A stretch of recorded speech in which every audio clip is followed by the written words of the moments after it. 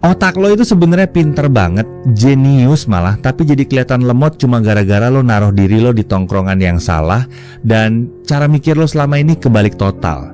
Gue serius, banyak orang di luar sana ngerasa mereka itu nggak beruntung, nggak punya bakat, atau emang udah takdirnya susah. Padahal masalahnya cuma satu, mereka nggak tahu gimana cara kerja kabel-kabel di dalam kepala mereka sendiri. Lo mungkin ngerasa udah kerja keras sebagai kuda, banting tulang tiap hari, tapi kok hidup gini-gini aja, rezeki mampet, circle toxic, dan tiap mau tidur lo malah terjebak overthinking soal cicilan atau masa depan yang gak jelas. Coba lo bayangin, otak lo itu kayak komputer spek dewa, harganya ratusan juta, tapi software yang lo install itu software bajakan yang penuh virus. Ya jelas, performanya bakal lemot, sering ngehang, dan gak bakal bisa dipakai buat kerja maksimal.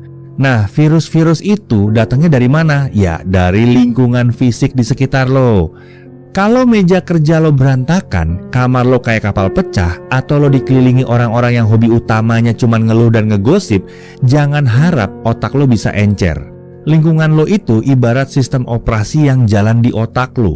Kalau sistemnya error karena lingkungan yang toksik, otomatis fungsi logika, daya analisa, dan fokus lo bakal korslet.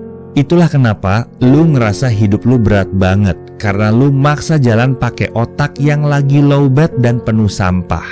Lu butuh yang namanya fokus mendalam, kesadaran sama sekitar, dan kemampuan visualisasi yang tajam. Kalau salah satu ini patah, ya pantesan aja lu ngerasa stuck di tempat.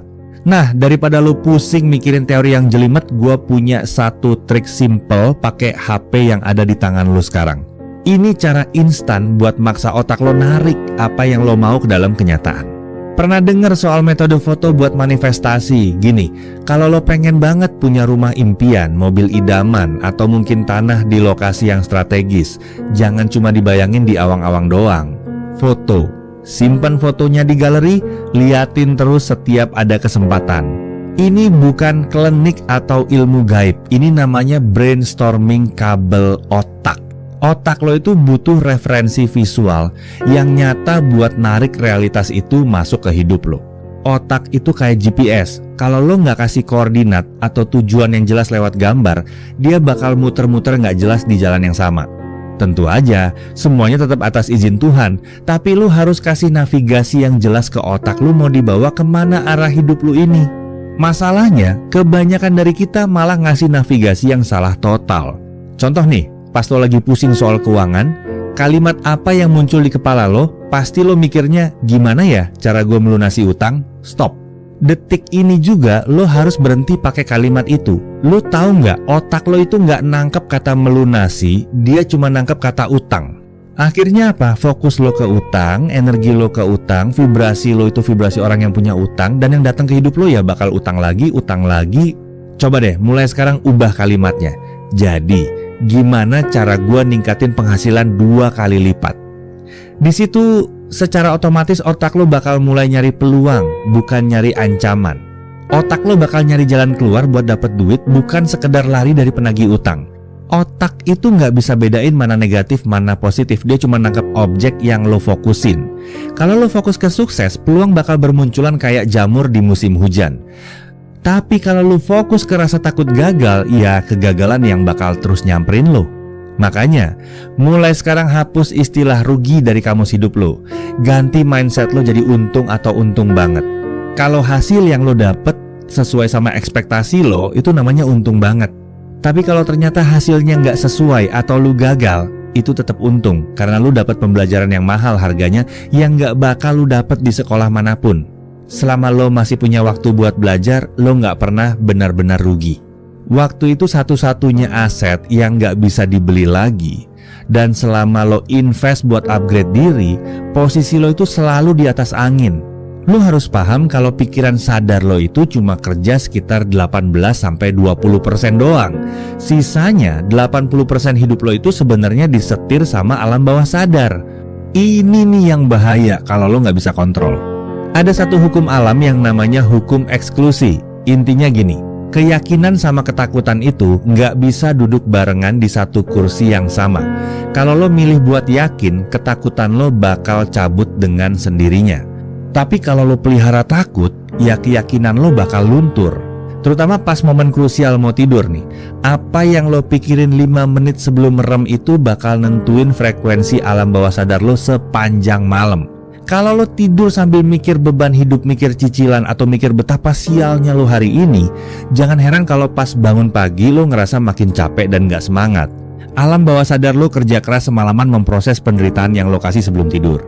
Mulai sekarang, pas mau tidur, bayangin hal-hal indah seolah-olah itu udah kejadian. Rasain emosinya, rasain syukurnya. Hidup itu sebenarnya bisa effortless, alias nggak perlu ngoyo banget sampai stres dan tipes. Syaratnya cuma satu, ubah dulu dalamnya, baru luarnya bakal berubah. Dunia yang lo lihat sekarang itu cuma cermin dari identitas lo di dalam. Kalau lo ngerasa lo nggak pantas buat bahagia, ya dunia bakal terus kasih lo alasan buat sedih. Lo harus hapus stigma aneh yang bilang kalau habis ketawa pasti ada nangis. Itu mah sugesti sampah yang cuma bikin lo takut buat bahagia. Lo pantas bahagia terus tanpa harus ngerasa berutang sama penderitaan.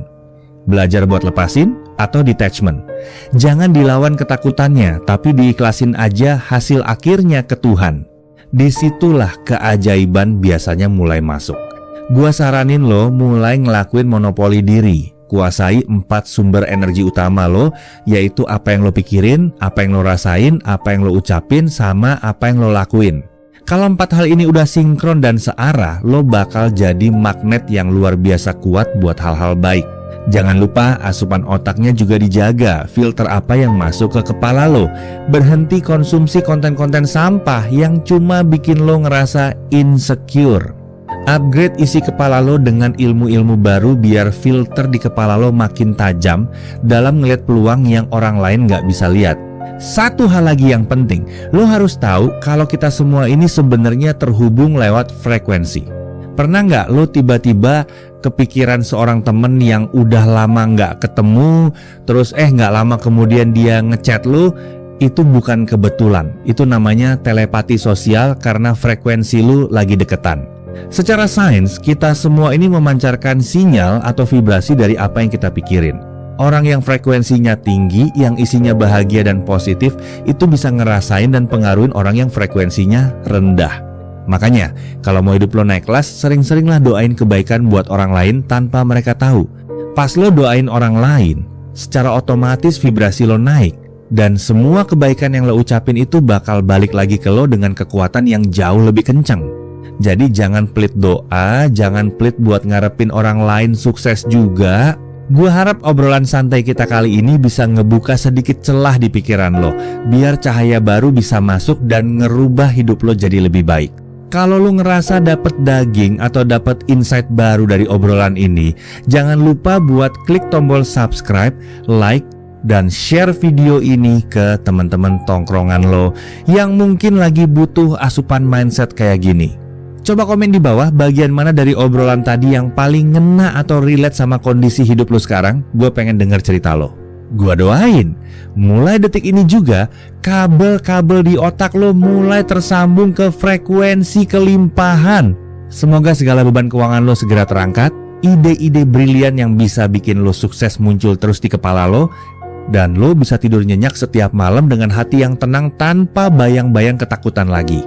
Lo itu hebat, lo pantas buat sukses besar, dan lo pasti bisa nembus batas limit yang lo buat sendiri selama ini. Tetap semangat ya.